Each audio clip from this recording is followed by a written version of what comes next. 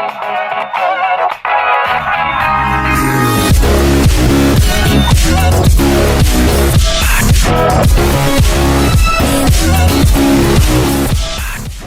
going on, you guys? It's your friend, your pal, Purple Grizzly, and today I have some more Star Wars Battlefront for you. Today I want to talk about the possibility, mind you, the strong possibility, that we will be getting some Rogue One DLC in the future. Keep in mind that this is not confirmed, this is not officially released by DICE or EA or the Star Wars Battlefront in general. They are not saying that this is going to happen, but I think it's a very strong possibility. We already know that we're not getting the Force Awakens DLC. I know, it's kind of disappointing, right? I think a lot of people were actually kind of bummed when we found that out, because I mean, who doesn't want to play as some of the new characters? I think Kylo Ren would make an amazing villain to play as, and I think, Finn or even Rey would be really fun to play as well. But Rogue One is actually right around the corner. I'm recording this right in the end of April, beginning of May, so we have about half a year left until we get to see Rogue One in theaters. And if you're unfamiliar with the DLC that's actually scheduled to come out for this game, we already have DLC Pack 1, that's what you're watching right now, some gameplay from one of the maps, and then we're going to have Bespin gameplay, Cloud City DLC that's going to come out in June, and then I believe in the fall, I think either November,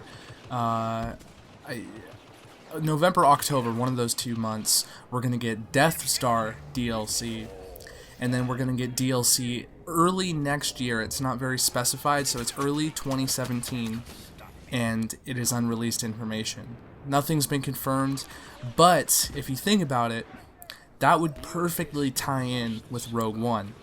Now, honestly, I was thinking that we were going to see Force Awakens DLC, because the movie just came out, and it'd work well with just boosting sales for EA to and I think that would be a lot of things that a fan would like to see. But this makes more sense because EA announced that they're not going to be focusing on the new trilogy, but they're going to be sticking with the Galactic Civil War. And this is important because Rogue One takes place before the events of Episode 4: A New Hope. It's during the construction of the actual Death Star, the first one, and that takes place during the Galactic Civil War. Darth Vader is leading the Empire, and I think there's a very strong possibility because it's the same kind of combat. In the Rogue One trailer, we see these giant AT-AT walkers, and I think it would definitely fit, and it's very doable. Not only would they be able to include maps and locations as seen in the Rogue One movie, but that's going to open up the door for new heroes as well. I believe that the strongest part of the Outer Rim DLC was definitely the heroes. The maps were fun, the game modes and the blasters, that was cool.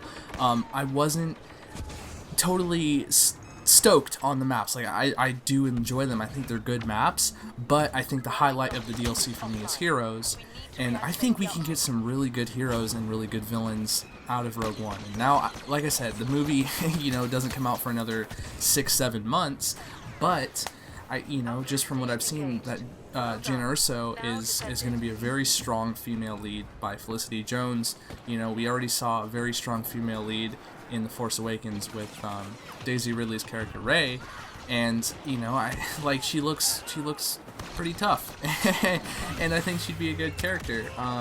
Also there's some very ominous looking villains in this. Darth Vader is going to be in the movie. We're not really sure how big of a role he's going to have, but I think there's so much potential for them to actually put Rogue One DLC into this game. Like I said, it's perfect timing because that DLC pack is actually going to, come out a month or two after the actual movie, and that's not only smart as a fan service, but it's also smart, for EA to make money. Like, people who, when this DLC comes out, Battlefront will have been over a year old since its release date. And, with games like Call of Duty coming out every year, it's hard to keep players interested, in times that are longer than a year. And I think, it's a smart business move because people are going to be hyped up on this movie and they're going to want to buy this DLC. And it's going to be a great way to get people back playing Battlefront. and I know for sure if it's Rogue One DLC, I will buy it and I will play it. So a lot of this just makes sense, and I really wanted to talk about this strong possibility. If you guys agree with me, if you disagree, leave a comment down below. I want to hear what you think.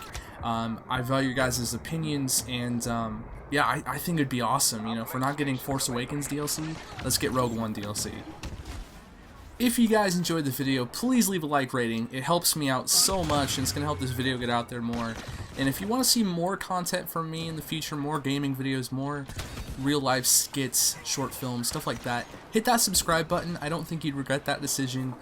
But whether or not you guys do any of that, whether or not you like the video or not, you comment or not, subscribe or not, thank you guys so much for watching. I really appreciate it.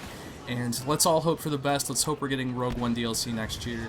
And I hope you guys have a nice rest of your day.